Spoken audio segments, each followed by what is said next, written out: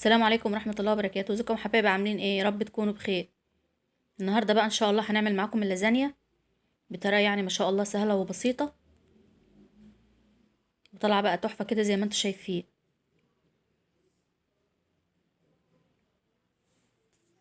وطعمها كان جميل خالص، وكانت جوسي كده وحلو. بتمنى بقى ان شاء الله الوصفة تعجبكم وتجربوها. ندخل بقى على الطريقة على طول علشان ما نطولش عليكم الفيديو. اول حاجة بقى هنعمل اللحمة بتاعتنا اللي هو الصوص بقى اللي هنعمل بيه اللازانيا. سخنت الطاسة بقى جامد ونزلت كده بكمية اللحمة. طبعا كمية اللحمة بقى اللي تريحكم يعني. هفردها بس كده في الطاسة عشان تاخد ايه صدمة كده. لما لونها بقى يتغير كده هنبدأ بقى نقلبها. هنا بقى اهي خلاص بعد ما لونها كده اتغير هنقلبها بقى معاكم.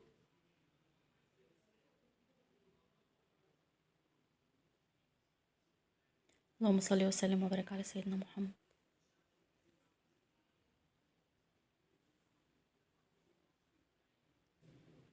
نضغط عليها بقى كده عشان لو فيها يعني اي قطع او كده تتفرد كلها. هنعملها كمان معاكم بالهراسة، الهراسة اللي هي بتاعت البطاطس او الفوق، عشان بس ما يبقاش فيها قطع كبيرة.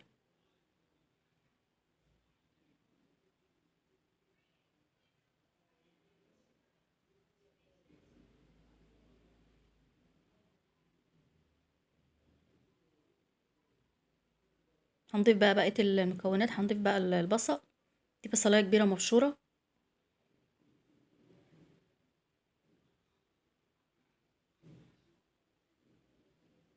هنقلبها بقى تقليبة كده مع اللحمة، وبعد كده بقى نضيف بقية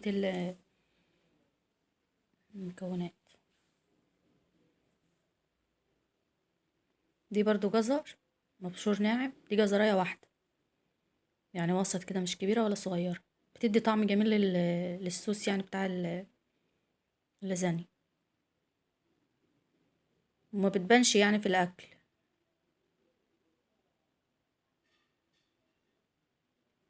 هنضيف طبعا فصين توم مهروسين برضو.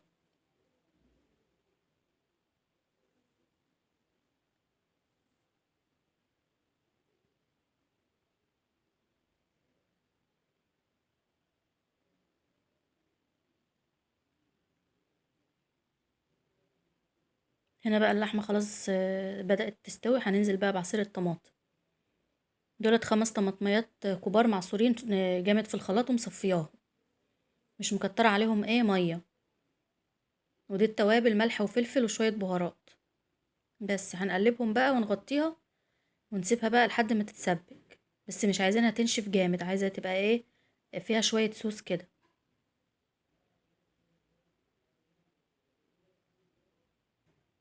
هنغطيها بقى ونسيبها لما تتسبك، ونعمل بقى معاكم البشاميل ونوريها لكم بقى ان شاء الله لما تستوي. جبت بقى الحلة وهننزل بمعلقتين زبدة.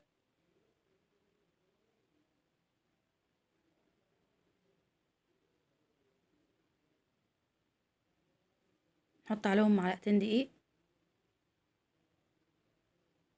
انا ما بكترش يعني زبدة في البشاميل بصراحة. اللي حابب بقى يضاعف الكمية يضاعفها، عشان انا اللبن بتاعي يعني دسم فما بحبش احط دهون كتير. هننزل بقى اللبن انا غلياه سخن يعني مش ساقع. بننزل شويه بشويه كده ونقلب لحد ما الايه الدقيق يدوب كده في اللبن، وبعد كده هننزل بكميه اللبن كلها. البشاميل بتاع اللازانيا بيبقى سايل، ما بيبقاش تقيل زي البشاميل، زي بتاع المكرونه البشاميل. بيبقى خفيف يعني شويه. هنا بقى نتقلب فيه كده لحد بقى ما الدقيق داب خالص. هنحط بقى شويه ملح وشويه فلفل. برضه هنقلبهم ونسيبه بقى اول ما يغلي بس كده غلوه ولا حاجه نطفي بقى عليه. مش عايزه انا السمك بتاعه يبقى تقيل.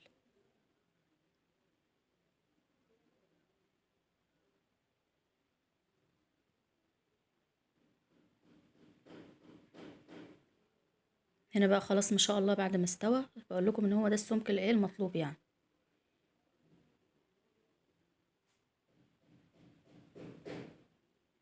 وهنا بقى اللحمه كمان ما شاء الله خلاص كده بقت جاهزة. زي ما قلت لكم مش عايزينها تنشف جامد، يعني هي كده الصوص بتاعها كده حلو، عشان هي اللي هتسوي اللازانيا، لان اللازانيا ايه نية مش هنسلقها في ميه. هنا بقى هنرتب معانا الصينيه بقى بتاعه اللازانيا. هنحط بس كده شويه لحمه تحت بالصوص كده بتاعها،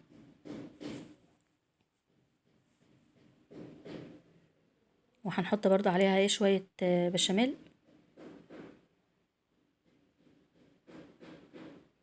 وهنرص بقى اللازانيا بتاعتنا.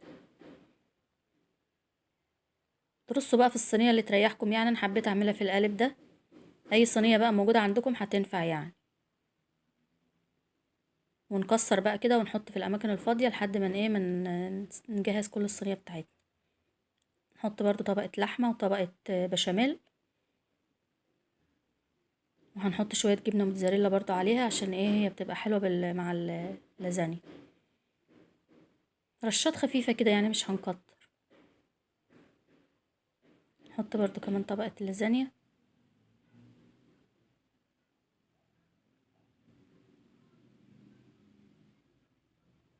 طبقه اللحمه،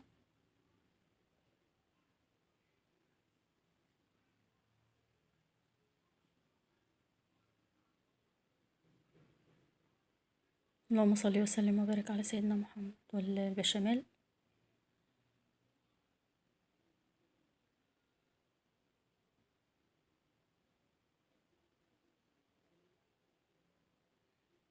هنرتب بقى كل الطبقات كده زي ما ايه، زي ما انتوا شايفينها يعني بالظبط.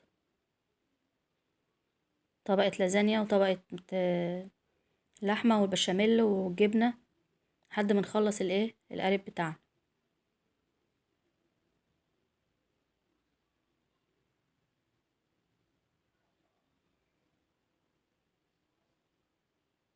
نرش برضو الجبنة. اللهم صل وسلم وبارك على سيدنا محمد.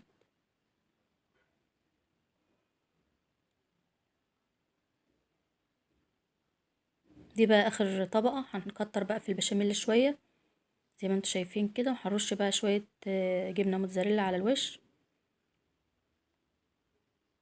وندخلها بقى الفرن. انا كنت مسخنة الفرن من قبل طبعا ما ندخلها، هتاخد حوالي 20 او 25 دقيقة. ممكن في الاخر نولع الشواية تاخد بس لون من على الوش كده، وبعدين نطلعها. لما تطلع بقى هنوريها لكم. هنا بقى ما شاء الله بعد ما طلعتها من الفرن، واخده بقى اللون الدهبي الجميل كده، زي ما قلت لكم ولعت الشوايه كده من فوق واخدت لون كده. ريحتها بصراحه تحفه ولونها جميل خالص.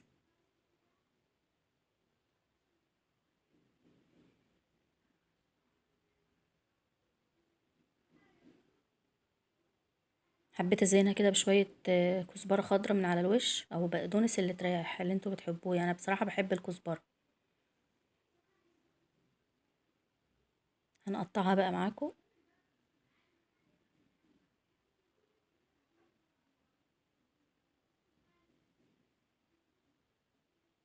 انا كنت مستعجله بقى عشان الغدا، فالمفروض تستنى شويه تهدى بس يعني الحمد لله طلعت حلوه يعني ما اتهرتش. طالعه بقى بالجمال والروعه كده زي ما انتوا شايفين. زي ما قلت لكم طعمها كان تحفه. الطبقات كمان باينه فيها. اتمنى بقى ان شاء الله الوصفه تعجبكم وتجربوها. كمان بندوقها بقى معاكم اهو. يعني طبقات اللازانيا ما شاء الله مستويه خالص. ما تنسوش بقى تعملوا لايك وشير للفيديو وتفعلوا الجرس عشان يوصل لكم كل جديد.